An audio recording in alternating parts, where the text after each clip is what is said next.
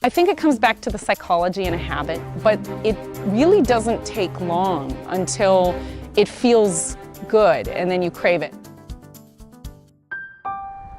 It was a beautiful summer's day when we caught up with Vancouver Island's Nancy Gothard to talk about winter cycling.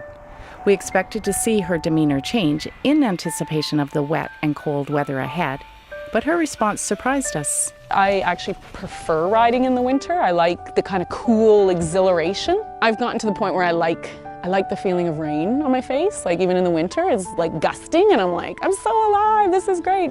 Now I don't wear a lot of makeup and things, so there's certain consideration.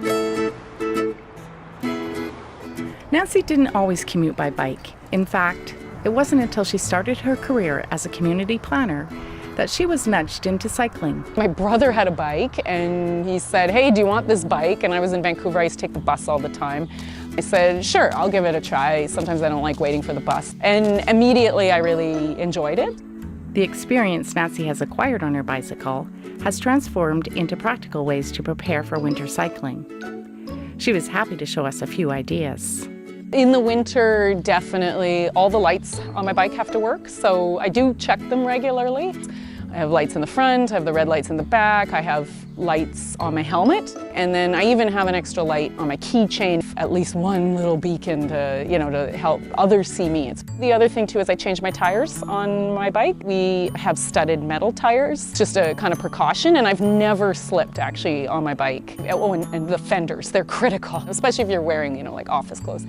Nancy's routine for preparing for work makes traveling on her bike comfortable and enjoyable. I always wear what I'm going to wear that day. I don't wear special clothes, so I buy shoes specifically for riding bikes. Like they generally have a sturdy sole and they're waterproof and all that, but they look good. I don't change my shoes when I get to work. I still wear the same ones.